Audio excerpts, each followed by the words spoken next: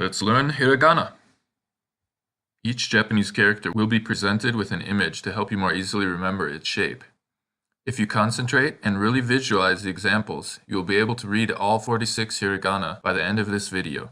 Let's go! In Japanese, there are only 5 vowel sounds, a, I, u, e, o. These each have their own character, or kana. And then all the other kana, except one, consist of a consonant added to one of these vowels. So for example, we have kakikuke ko, mamimume mo, etc. The vowel-only kana actually looks surprisingly similar to their Latin counterparts. The first kana has a similar shape to a fancy lowercase a. It is pronounced a. The next one looks like 2 i's, which reminds you that this is pronounced i.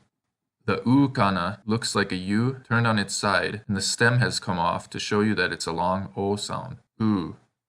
The next kana looks like a squished e, so it has the a sound, like it's protesting being squeezed. And finally, this circular kana looks a lot like an o, and is in fact pronounced o. These are the 5 vowel kana, a, I, u, e, o. The rest all have a consonant attached, which we'll start with now. This kana looks like a lowercase n turned sideways, and it also includes the e kana turned sideways. Can you guess how it's pronounced? That's right, ni. This kana looks like a pretzel, and its sound is the same as the response you make when someone asks if you'd like a pretzel. Me. Let's tackle our first Japanese word now. Can you read this? That's right, anime. Now, the next 2 kana have a swirl on the bottom, and since this is similar to the swirl of the a kana, we will use this to remember that this means the vowel is a for these kana. Now, this first one looks like a sideways M, so we know that it's pronounced ma. And this second one looks like an uppercase H, so it's pronounced ha.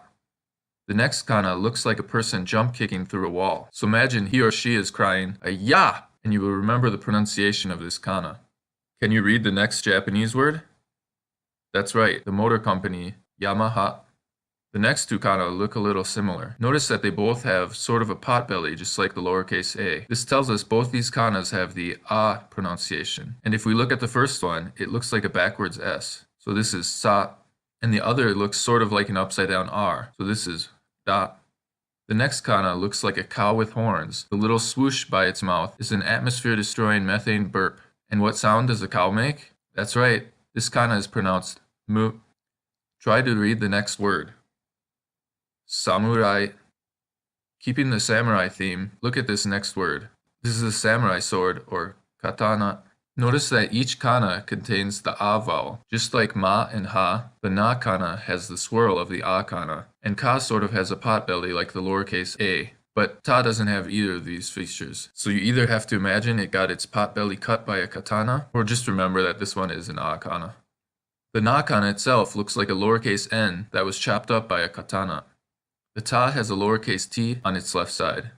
Ka also looks like a lowercase cursive k. So again, these kana make up the word katana. The next kana looks like an inverted and rotated mu kana that got squished, so it makes the noise me, like a squeak toy. And this one looks like a lowercase r and an I, which is appropriate since it is pronounced di. Now, before you try to read this word, look at the 2 dots next to the third kana. These are called Dakuon, and change the consonant sound of the kana for k, s, t, and h. They change k to g, s to z, t to d, and h to b. Now you can read this word. Origami. The next kana looks like a giant wave, or tsunami. That's right, this kana is pronounced tsu. The t kana are irregular, with pronunciation ta, chi, tsu, te, to. Look at the following word. You already know the first 2 kana. Can you guess what Japanese car company this is? That's right, Mitsubishi. If we look at the last 3 kana, they look like the same kana rotated from left to right. Note that the final kana is pronounced shi instead of just si. It's irregular. But one way to remember the shi kana is that it is actually a pictogram designed after a certain aspect of the female anatomy. So it's pronounced she, just like the feminine pronoun in English. And the Dakuon signify that this is the hi kana with a sound change to bi. Let's learn our final a kana. This is the sound you make when you eat something really spicy and the kana looks like you're sticking your tongue out because it's spicy. This kana is wa. And appropriately, the next word is, that's right, wasabi. Let's learn another food word. This kana looks like a thread and needle, and if you pronounce so, S-E-W, the way it looks, then you have the pronunciation for this kana, su. This word should be easy then. Sushi. The next one's a little gruesome. It looks like a toe with the nail bent back. Sorry, but now you won't forget that it's pronounced toe. Moving along. This kana looks like cartoon wind and has a cartoonishly windy sound. Hu. The consonant is sort of between an F and an H. It's another irregular one. For the next word, there's one thing to notice. The U and I kana can both be used to extend the vowel sound of the preceding kana. So in this word, the O in to is said twice as long. And as you can guess, this word means tofu. We'll see an example with I after this kana. As you can see, this kana looks like a backwards S with an O underneath, so it's pronounced so. And the next word? That's right, the corporation Sony. Next is the odd man out, the one kana with no vowel sound. The bottom of this looks like the twiddle over the Spanish N, and this kana represents the N sound. One more kana and then we'll see this one in a word. This kana is the same as the ha kana, except it has an extra line at the top right. We can think of that top corner as representing an O. Since the rest looks like an H, this makes this kana ho. Our next word? The car company, Honda. The next kana looks like a cliff that will crumble if you walk out on it. So we have to say, stay away. This kana is pronounced te. And this word presents another symbol. The hu kana has a circle above it. Only the H kana uses this symbol, and it signifies a change to a P consonant. So these kana become papi pupe po.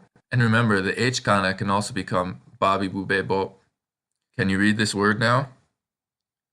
Yep, tempura, which we call tempura in English. For some reason, the n kana sometimes gets changed to an M in English. The top of the next kana looks like a backward Y. It also has the little swirl we associated with the A kana, but since we already know the Ya kana, it can't be that. Instead, we'll imagine the bottom is an O, making this the Yo kana. Here's another word whose pronunciation changes in English.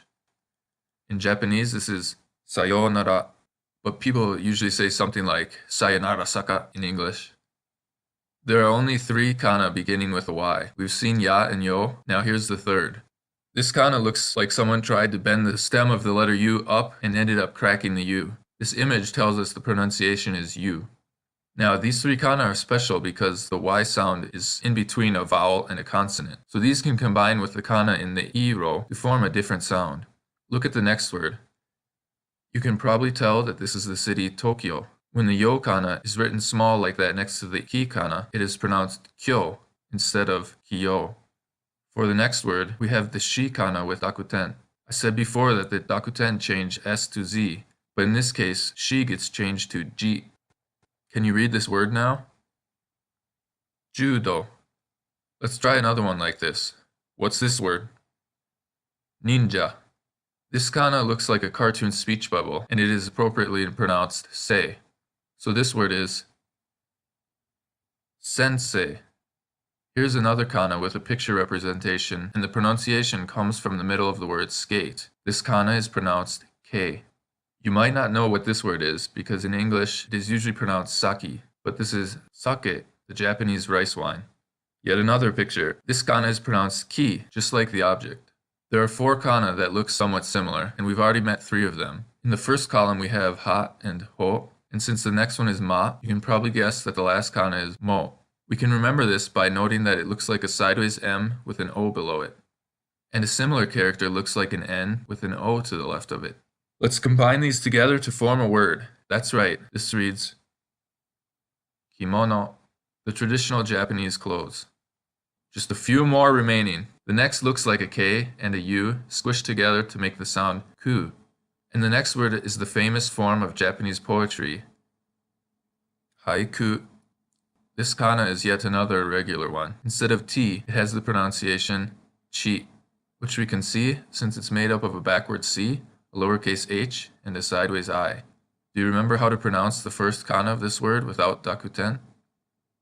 Hibachi. This is a small cooking stove, literally a fireball. This next kana looks like a can of Coke with the stripe going down it. It's pronounced ko, as in Coca-Cola. And this kana looks like your mouth when you make a face showing you're not impressed, and it sounds like the noise you make. Hit. Look at this next word, Can you guess what the line at the end means? It lengthens the sound of the vowel. So this word is herikoputa. Now we have 3 more kana that look similar. Ra, Ru, and Ro. Ra got its top cut by a samurai, and Ru has its swirl from Naruto's headband. Which one is in this word? That's right, it's hoteru, or hotel. And this word? Furonto. This indicates the front desk of a hotel. Do you remember how mei looks like a pretzel? Well, the new kana looks like mei with an extra swirl because it's like a noodle. And this word is? Yep, nudoru. The last 2 kana are a pain in the neck because not only do they look similar, but they both use the a vowel. This first is re, and the second is ne. And the left side actually looks like the a kana, so that's how you can tell these apart from the new kana. But we can tell these apart by noting that the re kana looks like a cursive lowercase r, and the ne kana looks a little like the na kana with the telltale swirl. Can you tell which one is in this word? It's terebi, short for television. And one final note before the last word is revealed. The tsu kana can be used to change the pronunciation of a word. It is written small, like the yayu and yo kana, and signifies that you need to make a slight pause and put a slight emphasis on the following consonant. For example, the word totemo becomes totemo with a tsu. And the final word is nekuresu. You can now read any word that's written in hiragana, so give these a try.